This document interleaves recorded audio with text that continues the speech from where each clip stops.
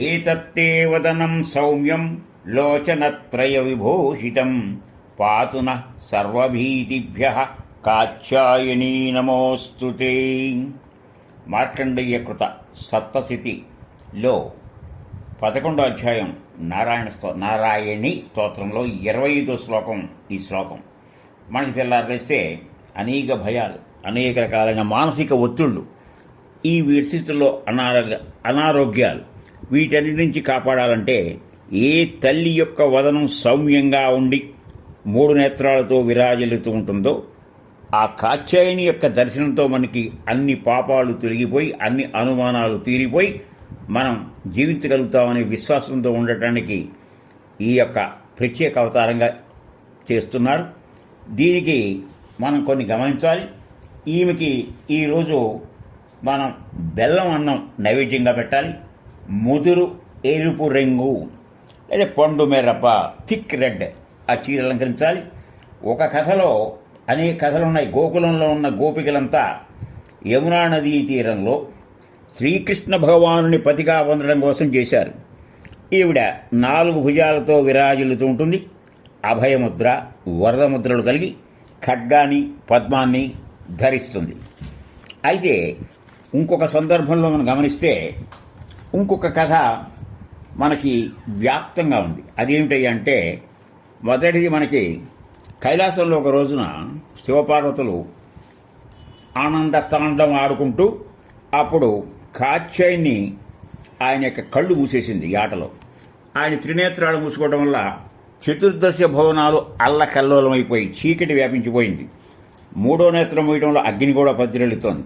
ఈ హఠాత్ పరిమాణానికి శివుడు నిశ్చేష్టుడై తెలిసి చేసినా తెలియక చేసినా తప్పే గనక నువ్వు భూమి మీద జన్మించని చెప్పారు. ఆవిడెంతగానో ఆశ్చర్యపోయింది. కానీ కొంతకాలం ఆ యొక్క పాప ప్రక్షాళన లేదా ఈ పొరపాటు దిద్దుకుని నువ్వు నన్ను చేరగలుగుతావని చెప్పి హామీ ఇచ్చాడు.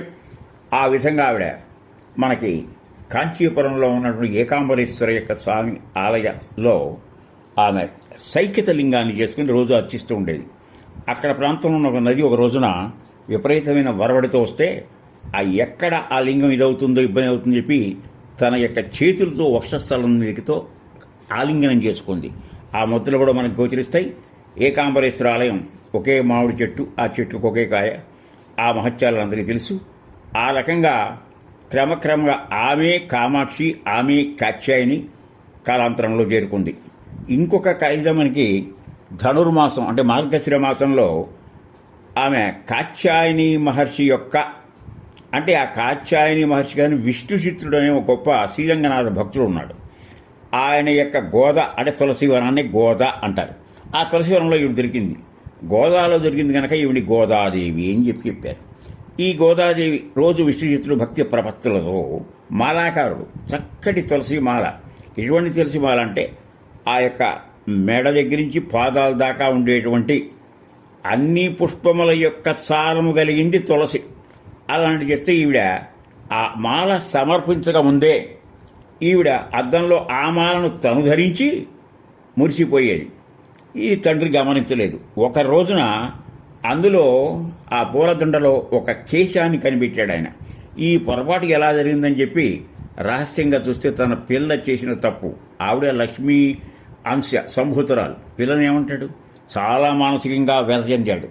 ఆ రాత్రి రంగనాథుడు కలలో ప్రత్యక్షమై నాకు ఆవిడ ధరించి ఇచ్చినటువంటి మాలే నాకు చాలా ఇష్టం కనుక ఆ ముక్త మాల్యత, ముక్తమైనటువంటి ఆ మాల్యం ధరించింది ఆ అంటే కాని అంటే అదే నాకు ఇష్టం అని చెప్పడం వల్ల ఈ పేరుతోనే శ్రీకృష్ణదేవరాయలు ఆముక్త మాల్యద అనేటువంటిది రాశారు.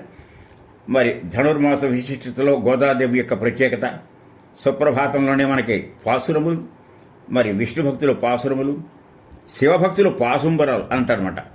ఇవి తిరుప్పావై అంటారు ఈ పాసురాలని.